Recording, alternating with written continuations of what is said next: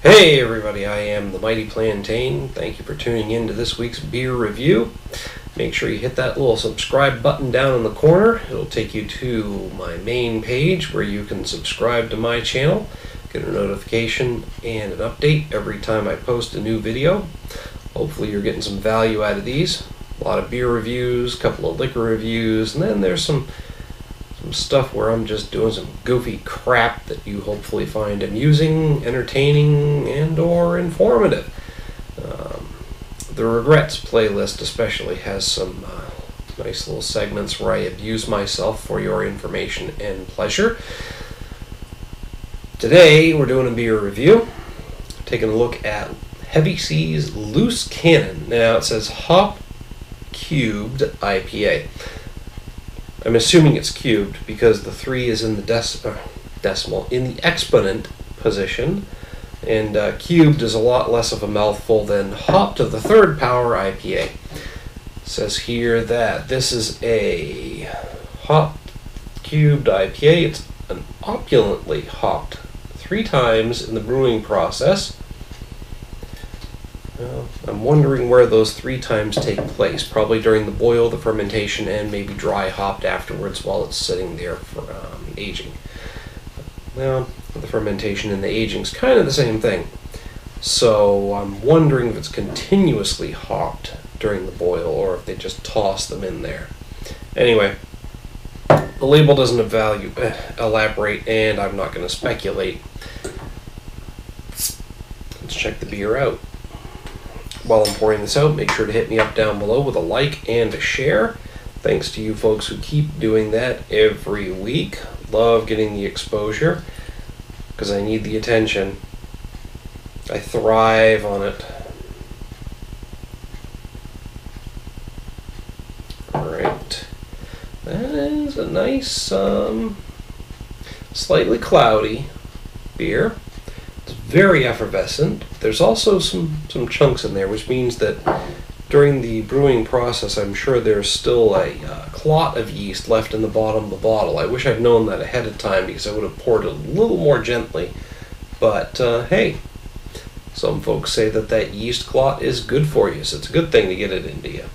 So I'm guessing it's probably unfiltered.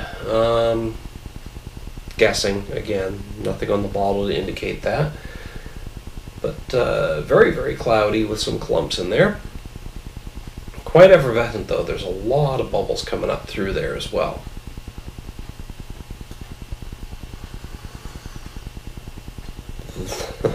Very nice hop aroma coming off of that.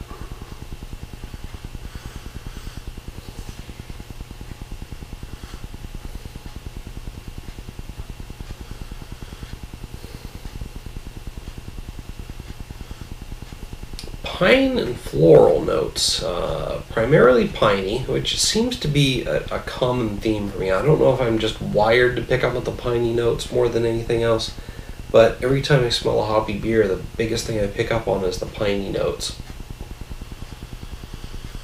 And that's what's hit me on this, with a floral back end in the aroma.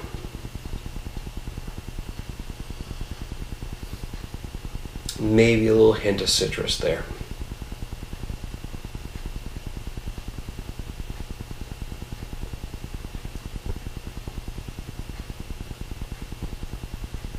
So bitter. The piney notes hit me up front in the aroma, but the first thing to hit my tongue is the citrus.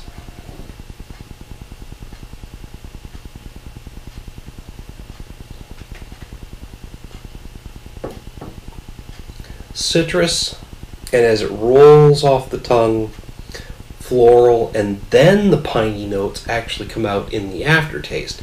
So the pine hits you up front in the aroma, but last in the aftertaste. That's an interesting, I guess dichotomy might be the best word for it, or juxtaposition.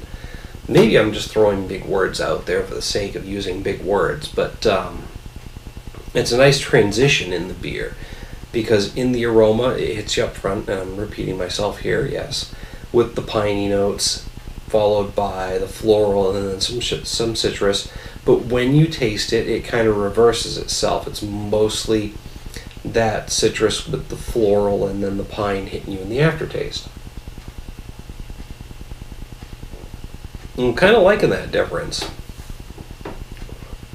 There's not much of a malt backbone there. This is all hop. It's got about a medium mouthfeel, with that nice golden honey color. It's really, really cloudy. I mean, at first I thought there were a lot of effervescent bubbles in there, but a lot of what I'm seeing are actually flocks of, I don't know if it's part of the yeast clot breaking up, or if that's just chunks of leftover hop, but this is a very flocculent brew. I mean, I'm not getting any of that when I'm drinking it. It's going down very smooth, but I don't know if you can even see that. If I hold it up really close, it is a very flocculent brew. There's a lot of little white flecks floating around in there. Those are not bubbles. That's actually chunks of something. But again, you don't get that in the texture of the beer. It's a very medium mouthfeel, and it goes down smooth. But the complexity of the hops and the fact that it actually reverses the order of intensity in terms of the different notes, different flavor notes between the aroma and the flavor. It's surprisingly complex, and I'm really enjoying it. I mean, I like IPAs anyway, but I've got to hit this with a 4.5 out of 5. I'm kind of hovering here. I almost want to give it a 5 because it's giving me that wow factor. It's surprising me with how the order of intensity of the different notes and the aroma reverses when I actually taste it. And I'm going to go ahead. I am going to bump this up to a 5 out of 5 just because it's a very unique experience for me. So, Heavy Seas Loose Cannon, a hop cubed IPA. For me, just because of the uniqueness and that wow factor of the aroma following a certain order of intensity that's completely reversed when you taste it with the same notes from the hops. And it's surprising me with the fact that there are so many flecks in there. I don't usually go for the beers that have a lot of solids floating in them, but this one's just so good that I'm willing to ignore that. I guess it's several factors are making me bump this up to a 5 out of 5. So yeah, that's that. I really like it. You guys should check it out for yourselves. Let me know what you think. Hit me up down in the comments or the email link below. I want to know if you agree or disagree. I want to hear your thoughts on it. Yeah, check it out. Waiting to hear from you. Till next time. Cheers.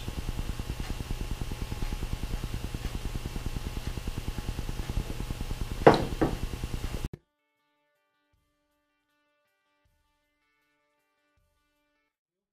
a little while back, we did a bit of a comparison with the Not Your Father's Hard Root Beer review. Thanks for having me. Well, thanks for the beer, man.